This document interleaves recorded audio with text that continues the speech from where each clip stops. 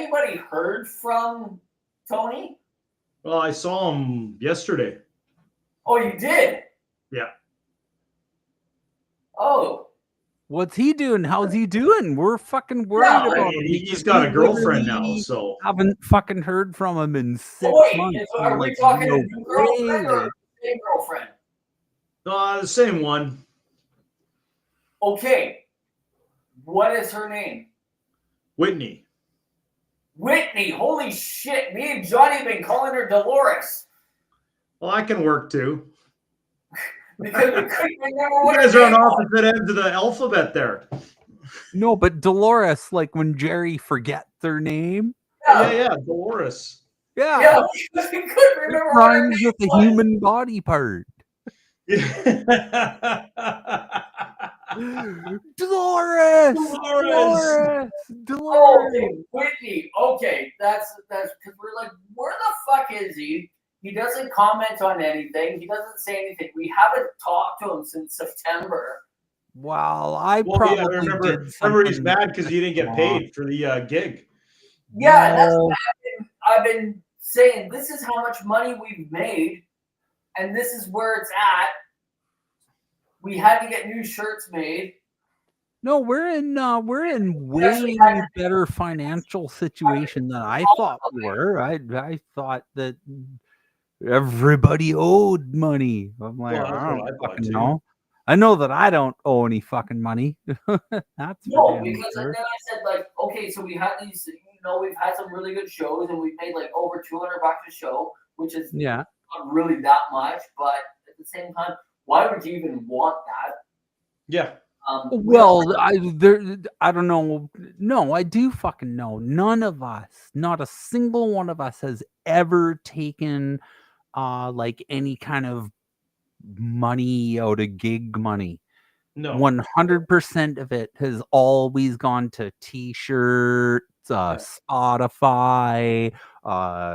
Aaron needs a new guitar cable, like that kind of shit. What was that's what the gig money has gone to for all of history. What did we get? What did we get at the Lana Lou show? I think it was like 150 or 160 bucks there. Yeah, it was pushing $200. Yeah. We gave it all away to those gay things that were from out of town. Yeah, even though gay aside, we did the right thing.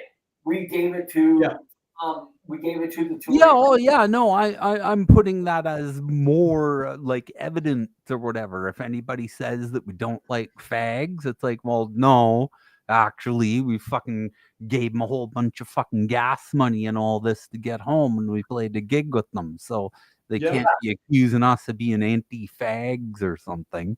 Yeah, no, because it's not true. Because they were super fags, but that doesn't mean that they're not humans. Exactly. And it was actually kind of interesting because there was no discussion in the band. Like there was actually nobody who was like, "Oh, wait a sec." It was like, "Yeah, let's just give our money to those guys." Yeah, and everybody was like, "Yeah." Well, I think we were just all in shock at what just happened for 30 minutes. Yeah, it was the three of us that talked about this. I don't remember Tony being in the discussion. No, but I remember the three of us saying, "Hey, whatever we get, and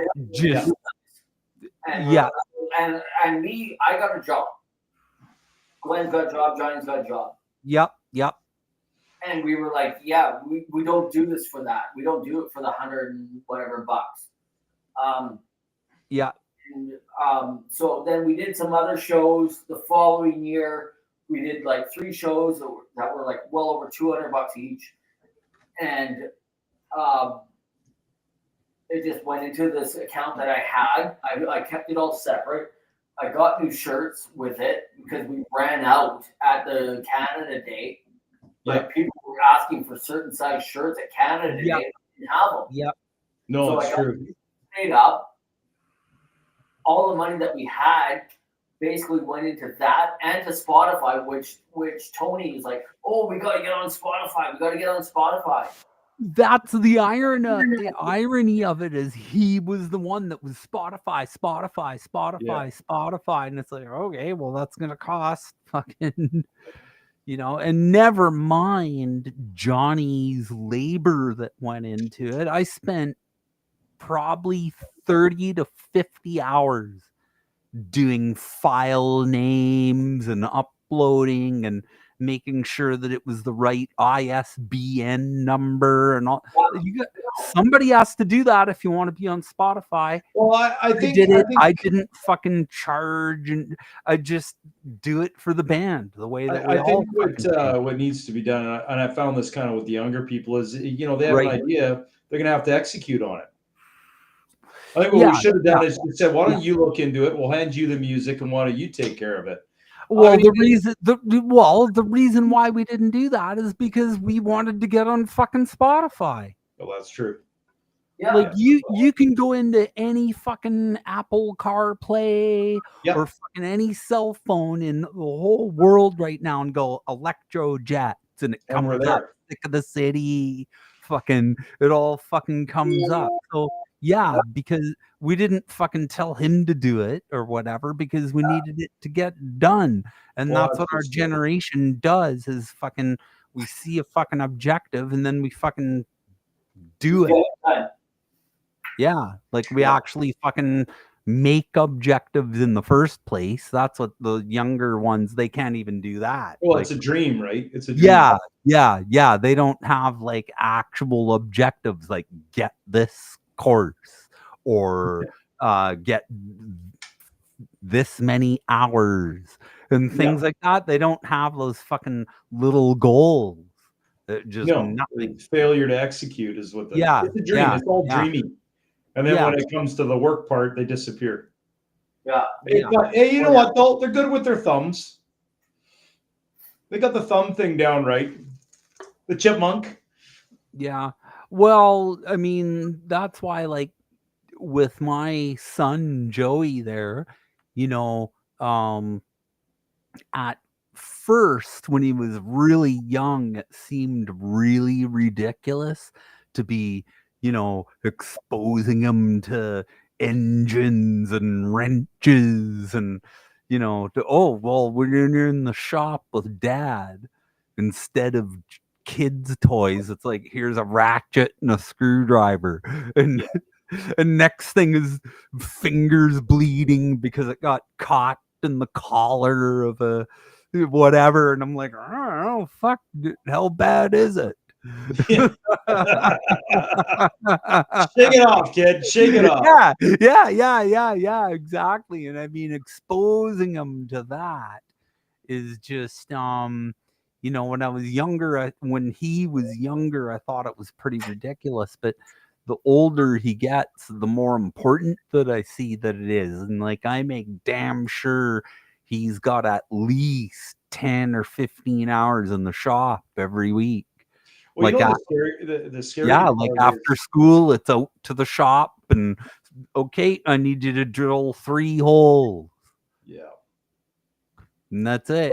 And I think the scary part about this is I don't even know if we're going to have electricity in 10 years from now, because no one wants to fucking work 3 shifts to keep the power plants running. Yeah. Or the sewage or the water flowing or any of that stuff. Yeah. I did some quick math in my head the other day because we were talking about electric cars, because the in-laws were watching an electric car get picked up from their house, and it had to get picked up on a flat deck and all this other stuff, because the fact that you can't tow an electric car the same way that you can tow a gas-powered car, right? Yeah. And so I did some quick math in my head so it came down to the World's Fair. If you watch the documentary on it, you see the World's Fair thing happen, where it came down to Edison and his DC or Tesla and his AC. And they kind of like, well, let's go with this one here. And they went with, it was like a flip of the coin that they picked Tesla and the AC power. So there might have been some other shit to it, But that's the gist of it. And my thoughts are is that if we went with Edison and his battery powered and powering cities off of batteries and shit like that, we would have ran out of electricity by the 50s or 60s.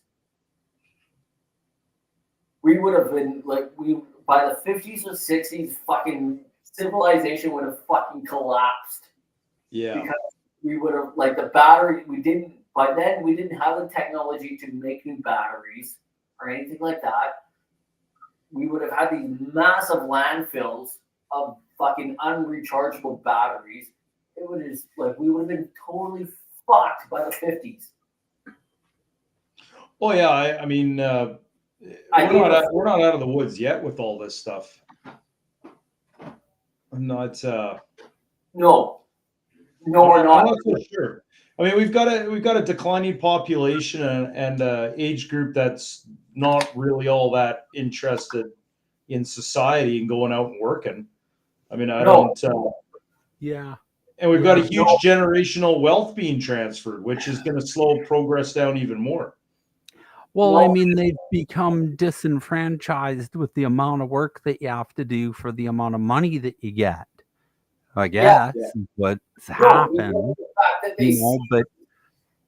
in my day, when I joined the army there, the number one reason why I did it was because of wartime and patriotic and all that kind of stuff. But the secondary reason was, I could not fucking get a job through the normal avenues, but fucking the army would take me in and fucking, get a good paycheck and school and fucking all that kind of shit. The only catch is you might get shot or fucked in the head. Yeah, well, but I see fewer and fewer of these young people willing to make a hard decision like that, where it's fuck, push comes to shove, you got to fucking pay the fucking bills and shit, right? And they're not willing to do that. Mom says they can stay home and not do it, and then sleep in their bed till they're 21. Yeah, exactly. And I mean, I totally understand letting the kids stay at home if they're in university, but I think that with my son, I'll be telling them the same thing. It's first couple of years, if you want to go to BCIT or something like that, you can stay here. But by the time you're 21, you got to get out. Yeah. For your own good, not because I want to get rid of you, for your own good. Otherwise, you'll be fucking. It does turn into that. Yeah. And that's why, your son Brady there, Aaron, I was so fucking impressed with him over that run to the junkyard. I was like, holy fuck! I couldn't believe that I actually thought of that one because of the fact that he was. Yeah, no, I never would have fucking thought of it. I'm like, holy shit, fucking showed up and sitting at home right now doing nothing. He'll take you to the dump. Yeah, no, and it was just a really good day, and he's a great boy, and him and Joey got along, which was hilarious because he'd be more like an older brother or something like that, and he's good that way. Yeah. He's itching. He's itching to get back to work and stuff like that. Going back up north and stuff like that. Yeah. And I'm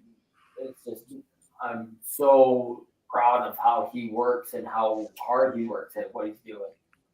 And all of them work damn hard at what they're doing. Yeah, no, like I said, I was fucking impressed. I was just holy shit. It makes me feel good that I've done something right because of the fact that when they were in those really impressionable years, I was working 6 days a week for 3 years when they were in their early teens and stuff like that. And I can still remember the day that I didn't have anything to do on a Saturday, so I didn't go to work on a Saturday. And I was just sitting on the couch and I was drinking coffee, and one of them looked at me and they said, "You don't know what to do you?" I was like, what do you guys even do all day? He could tell that I was so lost at like 7 o'clock on a Saturday morning, and that I was just like, I was completely lost. And he's like, "You don't even know what to do." And I was like, no, I don't. I was like, "What do you guys do?" So this is what you guys do, eh?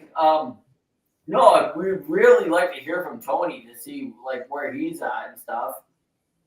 Like, let him know. Yeah, like we're legitimately like worried. Like, okay, like what the fuck, man? Like, cracked a couple jokes or something, and like he doesn't even reply to that. It's like, are you okay? No, like, what the fuck is going on? He's not offended at us at all. He's just got his priorities are, I think, are a little bit different nowadays. But those pictures that I posted of me with the country music costume or whatever, I thought for sure he would think that was funny and say something. Yeah, I don't know. Did he even read it? I don't know. Yeah, no. The fact if he's not around, that's fine. He's the only one of the band that I don't have a contact for, and I don't even know why I don't have his number. What do you mean? Do you want it? I have Johnny's number. I got Glenn's number. I got my own number, and so I was just like, oh, I don't even have. Why don't I have Tony's number? That's a good point. Well, I mean, I guess the thing is, I'll reach out to him either next Monday or the following Monday, and we got to get him on the show. I would love to see him on the show. I'm hoping to get another guy on the show. He's fucking this guy. I've been trying to get this guy on the show for so long. So right before I got into the Electro Jets, a couple of years before I was in the Electro Jets, I hadn't played in like 10 years. And so I joined this cover band with this guy. And, there it is. There, Johnny left it for me. So I joined this cover band with this guy, and this guy thinks that he is the absolute shit. He played one good show back in 1990 something with some hair band at like the Starfish Room in Vancouver, and it's just gone right to his head. He's totally fucked himself up, but he's fucking hilarious as fuck. I keep trying to get this guy on here, and I was like, come on, plug what you're doing, come by, tell us what you're doing. And he just still hasn't, and I'm really upset about it. Hey Glenn, how do you spell Tony's last